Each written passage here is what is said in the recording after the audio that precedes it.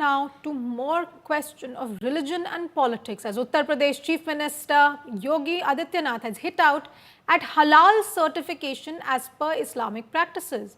In a scathing attack on political Islam, UP Chief Minister said that it has been the greatest attack on Sanatan Dharma. Yogi Adityanath has claimed that this aspect of history is largely overlooked and said that despite our ancestors waging major struggles against political Islam, Yogi recalled the Changur conversion racket run by accused Jamaluddin and has said that this has been part of a concerted bid to change the demography and eventually further fragmentation of India. The Chief Minister has also recalled Samajwadi Party Chief Akhilesh Yadav had opposed the lighting of diyas on the occasion of Deepotsav 2025. Let's listen in. आप जब कोई सामान खरीदते हैं तो सामान खरीदते समय एक चीज जरूर देखिए, क्या उसमें हलाल सर्टिफिकेशन तो नहीं लिखा हुआ है। यानी हर वस्तु में हलाल सर्टिफिकेशन हमने यूपी में बैन किया है। मुझे लगता है कि आज यूपी के उत्तर प्रदेश के अंदर कोई उसको खरीदने का या कोई बेचने का दुस्साहस नहीं करेगा। लेकिन आप आश्चर्य करेंगे, साबुन का भी हलाल, कपड़े का भी हलाल, दिया सिलाई का भी हलाल।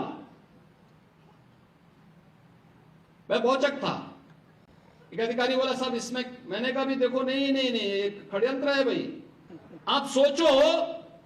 और हमने जब कार्रवाई प्रारंभ की, 25,000 करोड़ रुपए देश के अंदर हलाल सर्टिफिकेशन से होता है और भारत सरकार की या राज्य सरकार की किसी भी एजेंसी ने उन्हें मान्यता नहीं दी है।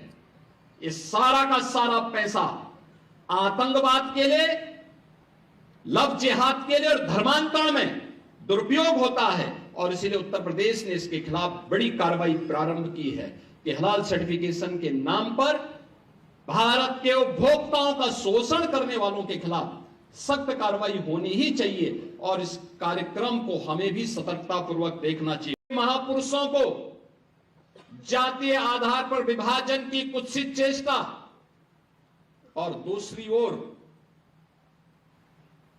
देश के अंदर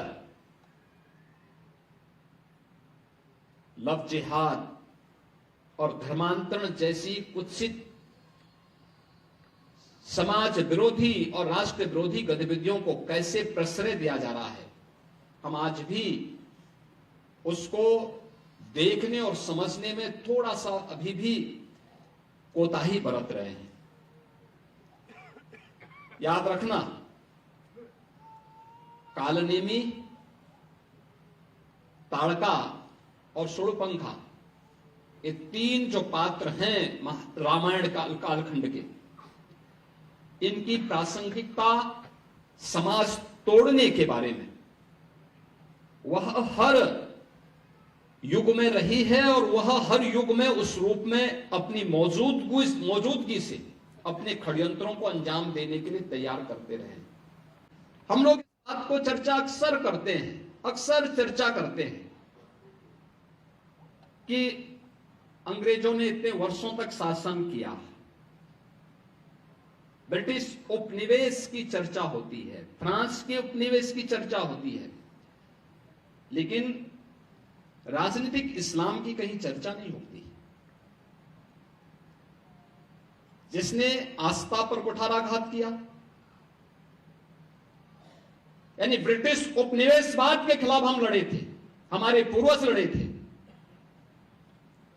फ्रांस के उपनिवेशवाद के खिलाफ हमारे पूर्वज लड़े थे, लेकिन राजनीतिक इस्लाम के खिलाफ भी हमारे पूर्वजों ने लड़ाई लड़ी थी। लेकिन ये राजनीतिक इस्लाम वही है जो छांगुर के रूप में डेमोग्राफी को चेंज करके राष्ट्र माता के टुकड़े टुकड़े करने की मंशा के साथ कार्य कर रहा है। जिस धन की देवी के प्रतीक के रूप में लक्ष्मी की हम पूजा करते हैं, ये एक परंपरा हो सकती है, लेकिन व्यवहारिक सच से कोसों दूर है। क्योंकि अगर सही मायने में धन की देवी लक्ष्मी की पूजा करने से धन आता, तो दुनिया के तमाम देशों में गरीब देशों में भारत शुमार नहीं होता। आज करोड़ों नौजवान बेरोजगार होकर के दर ठोकरे खा रहे हैं। करोड़ों बेरोजगार नौजवानों के सामने रोजी रोटी के लाले पड़े हैं। अगर धन की देवी की लक्ष्मी पूजा करने से गरीबी जाती होती तो ना 80 करोड़ परिवार 5 किलो 10 किलो चावल पर जिंदगी बिताता और ना करोड़ों नौजवानों को रोजी रोटी के लाले के लिए तरसने पड़ते।